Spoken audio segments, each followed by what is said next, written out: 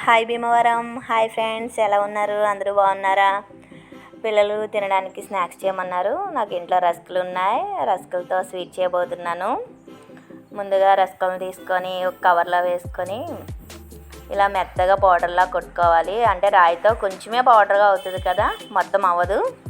అందుకే మొత్తం ఇలా కొట్టుకున్నాక ఇంకా పౌడర్ ఇలా అవుతుందండి. దీన్ని కాస్త మిక్సీలో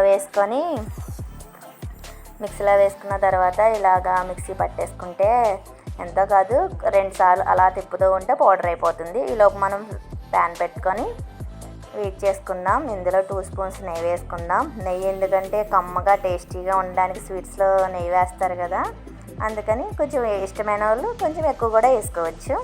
ఇందులో జీడిపప్పు కిస్మిస్ వేసుకుందాం. జీడిపప్పు వేగాక తర్వాత కిస్మిస్ వేసుకుందాం. ఇవి బాగా వేయించుకుంటే ద్వారగా టేస్టీగా ఉంటుంది. మనం కావాలనుకున్న ఇష్టంగా ఉన్నవాళ్ళు ఇంకా ఎక్కువ వేసుకోవచ్చు. బాదం అవి వేసుకోవచ్చు. నాకు ఇంట్లో బాదం లేదు, జీడిపప్పు కిస్మిస్ ఉన్నాయి, ఇవే వేసాను. ఇవి వేయించేసుకున్నాము. బాగా వేగాయి.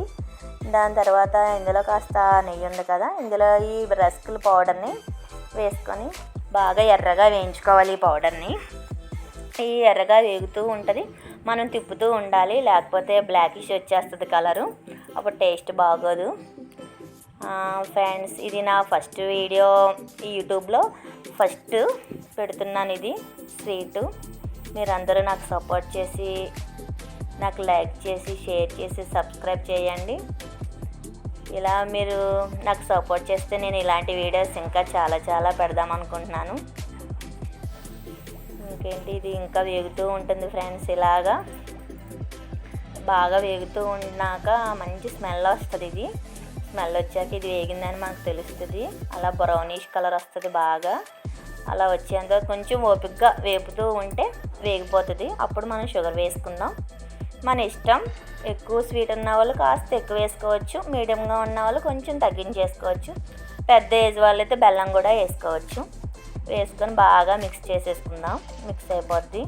ఈ స్వీటు మనం పిల్లలు ఇంట్లో టైంపాస్కి చేసుకోవచ్చు. ఎవరైనా రిలేటివ్స్ వచ్చినప్పుడు కూడా సరదాగా చేసి వాళ్ళకి పెట్టచ్చు ఫ్రెండ్స్. ఇలా అప్పుడు ఇది షుగర్ వేసేసుకున్నాక బాగా కలుపుకోవాలి. నెయ్యి ఎక్కువగా ఉన్న వాళ్ళు నెయ్యి కూడా వేసుకోవచ్చు. కొంచెం పాలు పోద్దాం, టేస్టీగా ఉంటుంది ఈ రెసిపీ. కొంచెం పాలు పోసి బాగా మిక్స్ చేసేసుకుందాం. అలా బాగా మిక్స్ అయిపోతుంది. మిక్స్ అయిపోయాక బాగా దగ్గరకు వస్తుంది. దగ్గరకు వచ్చాక బాగా కలుపుతూ ఉండాలి. కాకపోతే ఇలా కలుపుతూ ఉంటే దగ్గరకు వచ్చాక లాస్ట్లో కాస్త నెయ్యి వేసుకుంటే ఇంకా టేస్టీగా ఉంటుంది. బాగుంటుంది. స్వీట్లో నెయ్యి ఎక్కువ వేసుకుంటే బాగుంటుంది కదా. మనం ఫస్ట్లో వేయించుకున్న జీడిపప్పు కిస్మిస్ కూడా వేసేసుకుందాం. ఇంకా వేసేసుకొని బాగా మిక్స్ చేసేసుకుంటే బాగుంటుంది. ఇప్పుడు మనం బౌల్లోకి తీసేసుకొని సర్వ్ చేసేసుకుందాం.